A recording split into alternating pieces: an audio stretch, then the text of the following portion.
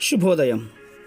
Global బెతేనియా Calvary ministry తరపున ఈ వారం యొక్క చివరి దినంలో మరొకసారి మీ అందరితో కూడా కలుసుకుని దేవుని యొక్క పరిశుద్ధమైన మాటలు ధ్యానించటకును దేవుడు నాకు ఇచ్చిన మధురమైన అవకాశమును బట్టి దేవునికి ప్రత్యేకమైన వందనాలు తెలియచేసుకుంటూ ఉంటున్నాను.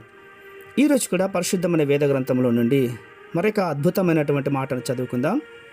మొదటి కొరింథీయులకు రాసిన పత్రిక 9వ అధ్యాయము 22వ వచనాన్ని నేను చదువుతున్నాను.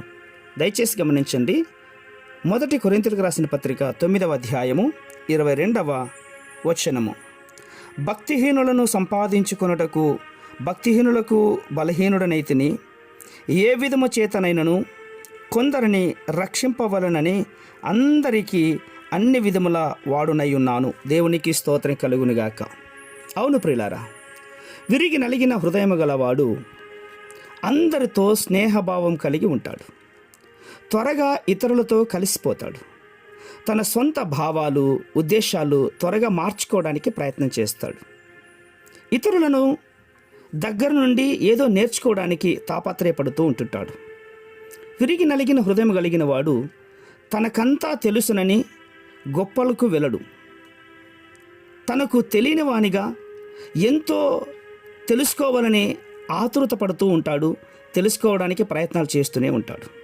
అవును, తాను పట్టిన కుందేలుకు మూడే కాళ్ళు అని ఆ తత్వం కాక తాను దిద్దుకోవటానికి కోసమే తనకంటే చిన్నవారి యొద్దకు వెళ్ళి కూడా నేర్చుకోవడానికి ఆసక్తి కలిగి ఉంటాడు. అవును, అపోస్తలుడైన పౌలు గారు అదే అంటున్నారు.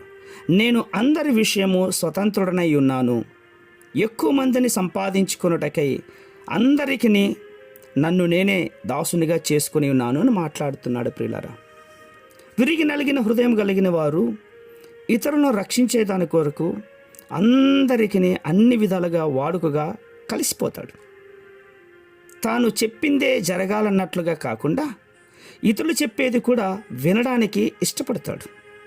ప్రతిదానికి మూతి ముడుచుకోవడం కానీ, కోపగించుకోవడం కానీ, అలగటం కానీ అలాంటి కార్యాలు ఏవి కూడా అతనిలో ఉండవు. ఇతరులు మన్నన పొందాలి అనుకున్నటువంటి తన హోదాను కాపాడుకోవాలనే భావన కలిగి ఉంటాడు.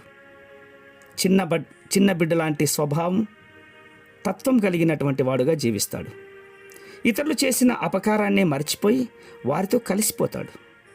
విరిగి నలిగిన హృదయం కలిగిన వాడు పక్షపాతం లేనివాడై జాతి, కుల, మతం, భేదం, రాష్ట్రం, భాష దేనికి కూడా చేటువడు.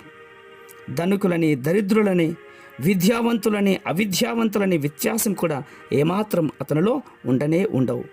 అందరితో కలిసిపోతారు. అందరికీ క్రీస్తు ప్రేమను చూపించడానికి ప్రయత్నం చేస్తాడు. కాబట్టి ఈ వారం యొక్క చివరి దినములో ఈ మాటలు వింటున్న ప్రియ సహోదర సహోదరులారా, మీరు ఎలా ఉన్నారో తెలియదు, కానీ మిమ్మల్ని బట్టి మీ చుట్టుపక్కల ఉన్నటువంటి స్నేహితులు, బంధువులు అందరినీ కూడా క్రీస్తు ప్రేమను చూపించి దేవుని మందిరంలో మీరు పొందుకున్న రక్షణను వాళ్ళకు కూడా అందించడానికి ప్రయత్నం చేయమని నా చిన్న ప్రయత్నం. పరిశుద్ధమైన మా ప్రియ పరలోకపు తండ్రి, ధ్యానించబడిన ఈ మాటలను బట్టి పౌలు గారు ఎంత గొప్పవారై ఉండి కూడా తనకు తానుగా తగ్గించుకొని ఎలాగైనా సరే నేను కొంతమందినైనా మీ సన్నిధికి చేర్చాలి, రక్షణ భాగ్యంను ప్రకటించాలనే గొప్ప తీర్మానంతో మాట్లాడి ఉంటుండగా ఈ మాటలు విన్న వారందరూ కూడా ప్రభు ఒక గొప్ప తీర్మానంతో రేపటి ఆదివారంలో అనేక మందితో కలిసి నేను ఆరాధించే గొప్ప భాగ్యాన్ని మాకు దయచేస్తున్నందుకు స్తోత్రాలు అర్పించుకుంటూ చిన్న ప్రార్థనను మా రక్షకుడైన యేసుక్రీస్తు ఉన్నతమైన నామములో దీనముగా అడిగి వేడుకొని పొందించున్నాం మా తండ్రి. ఆమేన్, ఆమేన్, ఆమేన్.